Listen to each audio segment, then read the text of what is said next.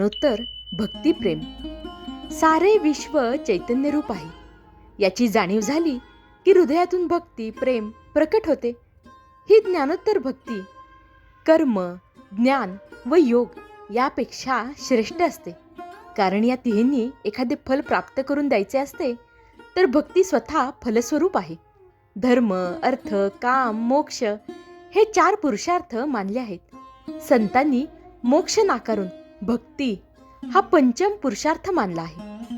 एकदा का हृदयामध्ये निस्वार्थ भक्ती प्रकट झाली की मोक्षाची अपेक्षाच राहत नाही.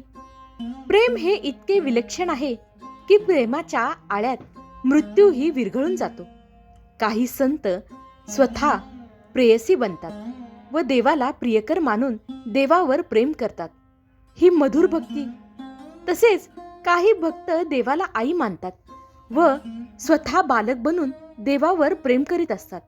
देवाला आई मानले की आपली सर्व प्रकारची भीती संपूनच जाते आणि हृदयातून अपार प्रेम प्रकट होते.